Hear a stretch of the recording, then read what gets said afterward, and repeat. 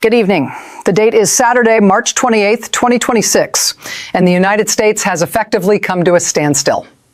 From the most densely populated urban centers to the quietest rural jurisdictions, a massive, unprecedented mobilization of American citizens is currently unfolding in the streets.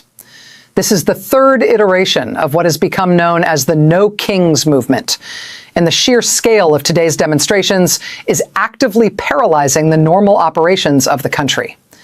Organizers and local law enforcement agencies are reporting that more than 3,100 individual demonstrations are actively taking place right now. To put that number into perspective, there are just over 3,100 counties in the entire United States. We are witnessing a physical demonstration in virtually every single county across all 50 states, reaching as far as isolated communities inside the Alaskan Arctic Circle. The demographics of these crowds are shifting the political landscape in real time. This is no longer just a coalition of traditional political activists. The footage coming into our newsroom shows massive suburban groundswells.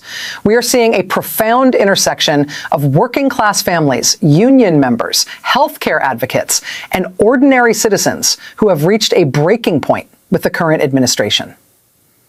Crowd scientists and municipal authorities are projecting that by nightfall, between 15 and 20 million Americans will have participated in these peaceful marches.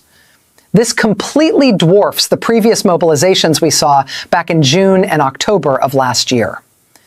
During those earlier protests, the administration attempted to counter the public outcry with aggressive displays of state power, running localized military drills and attempting to stage counter-programming parades to intimidate demonstrators.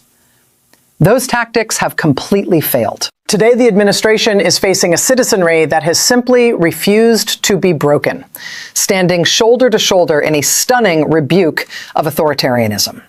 The central demand of the millions marching today is deeply rooted in the fundamental principles of the American Republic, the absolute rejection of autocratic rule, and the dismantling of what protesters are calling the oligarch class. The outrage is completely palpable. Citizens are marching for universal access to healthcare, the right to afford a home, and the basic dignity of a living wage. They are demanding a return to a society that prioritizes human life over corporate extraction.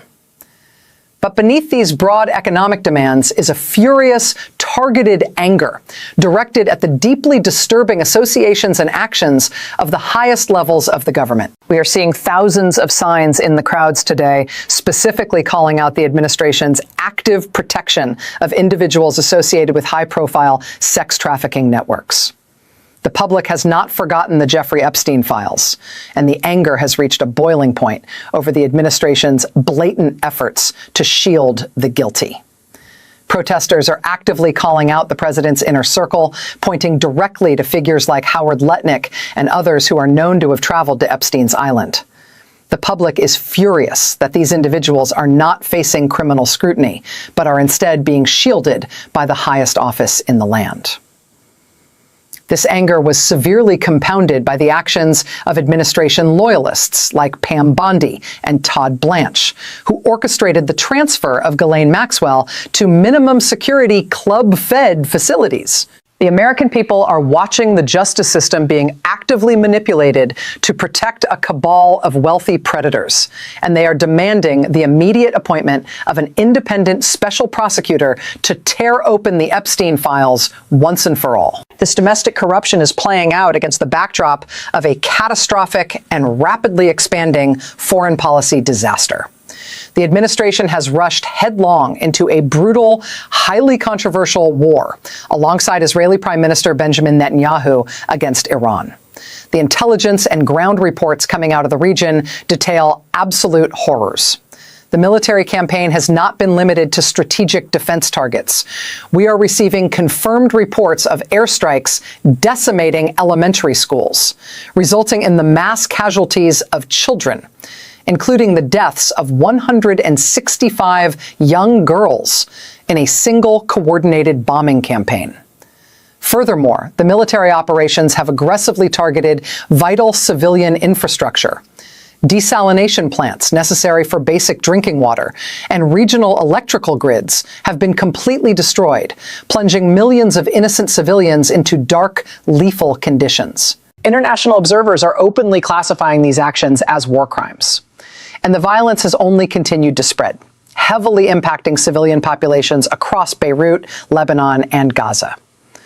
While the administration pours billions of dollars and military resources into these foreign conflicts under the guise of being peacemakers, the domestic economy is buckling. The citizens marching today are facing crushing, surging inflation. The dream of home ownership has evaporated for the working class. And while the public struggles to afford basic groceries, the federal government is heavily subsidizing the fossil fuel industry in a manner that defies all modern economic and environmental logic. In a story that has severely escalated the public's anger today, we have uncovered the details of a staggering, unprecedented transfer of taxpayer wealth. The administration has taken nearly $1 billion of public money and handed it directly to the French energy giant Total Energies. But they did not pay this money to build infrastructure. They paid this foreign corporation to explicitly cancel and walk away from two massive, fully planned offshore wind energy projects located off the coasts of New York and North Carolina. These renewable energy projects were projected to provide clean, reliable power to over 1 million American homes. The administration used your tax dollars to kill that infrastructure. And what did Total Energies do with that billion-dollar public payout? They immediately reinvested it into fossil fuels. They are using American tax dollars to expand deep-water oil drilling in the Gulf of Mexico, to massively increase natural gas exports out of Texas, and to construct new gas-powered plants. At a time when global instability is causing energy prices to violently fluctuate, and when the scientific consensus demands an immediate transition to renewable energy, the government is literally paying foreign conglomerates to destroy clean energy projects and double down on the exact carbon emissions driving the climate crisis.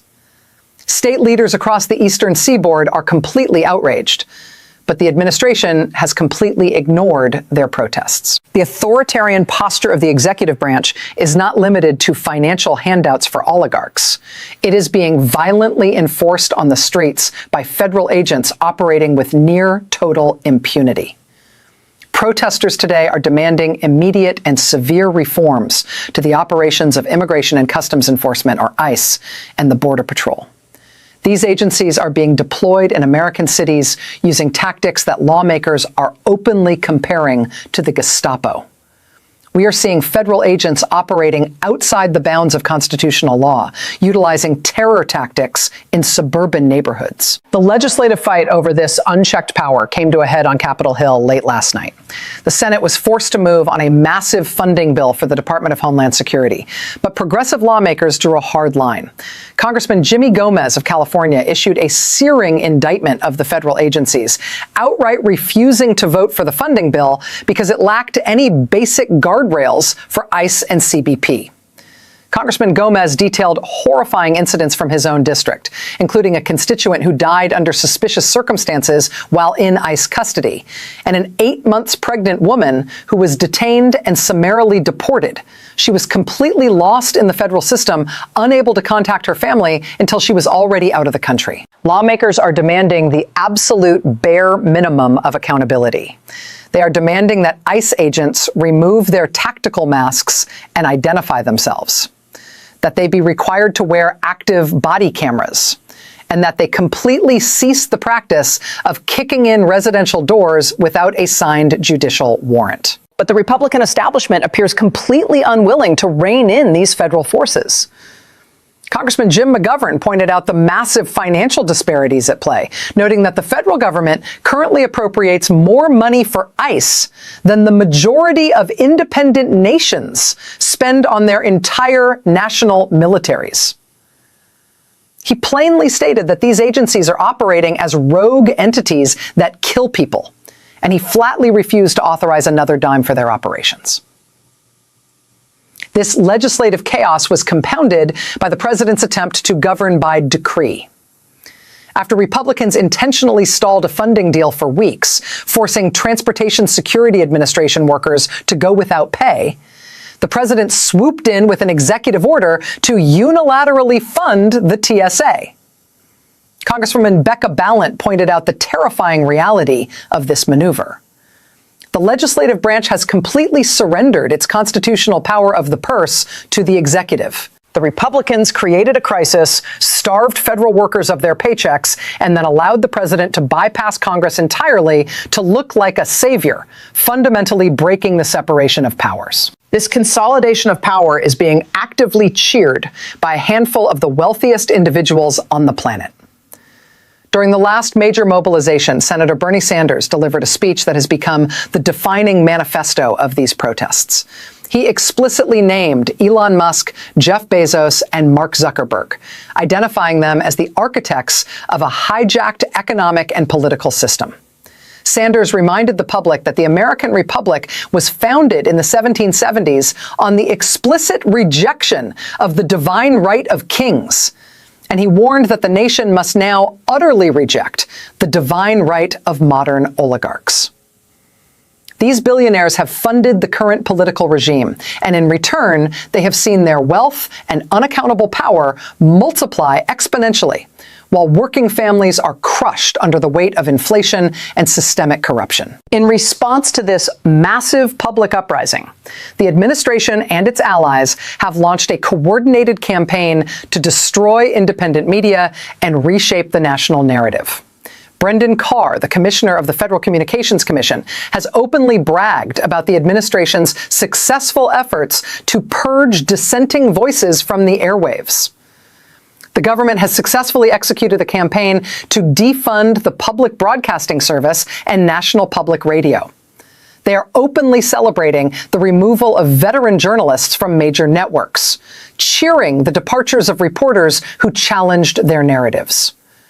The FCC is actively endorsing the corporate takeovers of legacy news organizations, pushing for new ownership structures at major networks designed to turn independent journalism into state-sanctioned public relations. But while the administration attempts to project total control, the internal communications coming from the president's inner circle portray an administration completely detached from reality. In the last 24 hours, Vice President J.D. Vance sat for an interview where he engaged in a bizarre, deeply unserious conversation about the nature of unidentified flying objects. While millions of Americans march in the streets for basic economic survival, and while the military is dropping bombs in the Middle East, the Vice President of the United States used his public platform to earnestly declare that UFOs are not extraterrestrial, but are in fact literal biblical demons. This level of severe detachment has alienated even the administration's former media allies. Podcaster Joe Rogan, who has historically provided a massive platform for right-wing ideology, publicly turned on the MAGA movement this week. Rogan explicitly mocked the political base, calling them a cult of personality built by unintelligent, uninteresting people clinging to a fraudulent movement. When confronted with this massive defection by one of the largest media figures in the world, the vice president could only offer a weak defense, claiming that the political left simply had more dorks than the political right. It is a stunning display of juvenile behavior from an executive branch facing the largest domestic crisis of the century. And at the center of it all is the president himself. In a statement released to his supporters as the protests began to swell, he completely ignored the millions of people marching against his administration. He ignored the failing economy, the housing crisis, the wars, and the corruption scandals. Instead, he released a video message bragging about his own perceived popularity. He claimed that the United States is now respected like never before, stating that the nation was a joke a year and a half ago, but is now, in his exact words, the hottest country anywhere in the world. He believes the country is, quote, hot. Meanwhile, the streets are filled with millions of citizens who are completely exhausted, terrified for their future, and absolutely resolute in their determination to remove this regime from power. The public has recognized the grave consequences of authoritarian rule. They have seen the data. They are feeling the economic pain. They are watching their neighbors being terrorized by federal agents. They are watching their tax dollars flow to foreign oil conglomerates and domestic billionaires. They are watching the justice system protect predators. But despite the grim reality of this current era, the defining characteristic of today's nationwide mobilization is not despair. It is an overwhelming, profound sense of endurance. The millions of people in the streets today are peacefully demonstrating that they have not been broken. They are standing up for basic humanity, for equality, for the protection of marginalized communities, and for the fundamental survival of the democratic system. They are sending a clear, undeniable message to the highest levels of power that the American people will not accept the divine right of kings, nor will they accept the divine right of the oligarchs who fund them. The protests are expected to continue deep into the night, shutting down major thoroughfares from Los Angeles to Chicago to Washington, D.C. We will keep our reporters on the ground and our cameras rolling in every major city as this historic, unprecedented day in American history continues to unfold. Stay with us.